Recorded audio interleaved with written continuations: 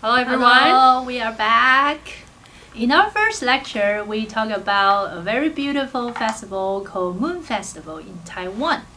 And now we are going to talk about another also very big important festival called Dragon Boat Festival. In our reading, the author mentioned there is a story about Qu Yuan and his story related to Dragon Boat Festival.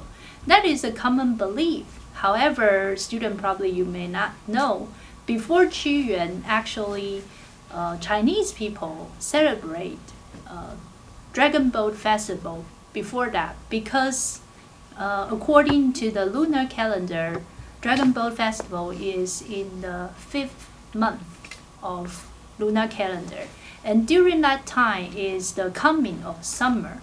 So at that time, people believe that there are a lot of evil spirit and also snake and also worms, insect will coming out because of summertime coming. So in the past, actually people will bring a lot of herbs or using realgar wine, 雄黄酒, to prevent their house from getting in those evil spirit or bad worms. And now, after that, a few decades after that, because of the story of Qu Yuan, people associate these two ideas together and become the Dragon Boat Festival you have seen now.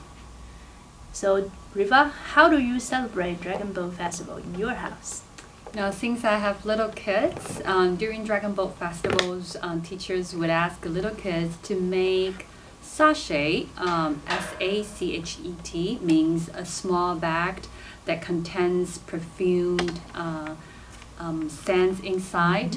And in our tradition, we actually put herbs inside the little bags, and the purpose of it is to scare away bad insects so that they don't get bitten by those insects. So my son and I would sit down together and make a little bag for the Dragon Boat Festival. Yeah, speaking about sachet, when I was a kid, I really like Dragon Boat Festival because in the market you can see a lot of different shapes. Yes, sachet. a lot of sachets were made into some famous cartoon figures like Doraemon or the Pikachu, and so they would little kids would be attracted to the vendor. And they would love to wear this sachet at that Dragon Boat Festival. Yeah, and also some of the sachets were made in the shape of 粽子, right? 粽子, yes, so, that's the traditional food that we normally eat for Dragon Boat Festival. Do you make 粽子by yourself? I do not, but my grandparents, they insisted on making a lot of 粽子, rice dumplings during this traditional holiday. And actually that's my grandparents would say, oh, I made a lot of 粽子, so come home and take some back. And that will be the major reason for the family to get together again, simply for 粽子. Yeah, because making 粽子actually is a very good symbol of reunion, because you cannot make just one 粽子by yourself. When you preparing for making 粽子, you have to make a lot. Yeah, so then you have to spread it to your relatives, to your families, and so that people will come together in Dragon Boat Festival to share 粽子. Yeah, I like 粽子 a lot, but my family didn't make that because it takes a lot of work. Yes. You have to prepare all the ingredients separately. Yeah, you cannot do it together, and then you have to wrap it together. So it's really a hard work to make 粽子. Yeah, in modern societies, less people doing 粽子by themselves now. A lot of people just purchase 粽子from the supermarket directly. Yeah, and also businessmen will make a lot of fortune at that time because they will sell 粽子 for those people who didn't make 粽子 by themselves, or they just want to have different taste of 粽子.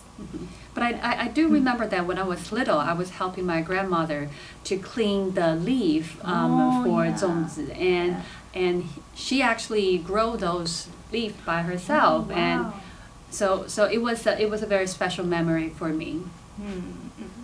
Yeah, 粽子 is really very special, and that reminds people the good meaning of Dragon Boat Festival. So, do you do stand egg? Oh, your during family? noontime. Yeah. I tried that one time with my son, but we didn't do it with success. Yeah, I never do that. I never do that, but I will try with my daughter probably this year. Yeah, because they say during Dragon Boat Festival is a special time, and if you stand the egg, and the egg will stand very easily straight. Yeah. And also that people say that during the noontime, you should take a quick shower by using the waters at that time, because the waters during that time would be the purest. So it's a good idea to use the water to clean your body, so you can the bad spirits will be cast away if you use the waters to take a shower during that time. Yeah, that goes back to the previously we just mentioned. Dragon Boat Festival is especially for preventing people from getting hurt by evil spirit, and you can protect yourself by doing like showering, wearing sachet, or using different herb to the front door of your family. And on the front door you have to put some special Yeah. kind of we call it 艾草. Yeah, I And saw. it's the same idea to prevent pest from going inside of your family. Yeah. So that is our second lecture for the beautiful Dragon Boat Festival. Okay, hope you guys like it. See you guys next Bye. time. Hello, welcome back. So during our second lecture about Dragon Boat Festival, we talked a lot of things that we do during Dragon Boat. So my first question for you, so what do little kids wear during Dragon Boat Festival? Yeah.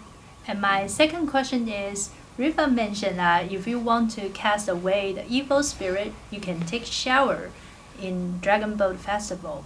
So when should you take shower if you want to cast away those evil spirits? So that's the two questions that we have for you. Hope you get the answer. See you guys.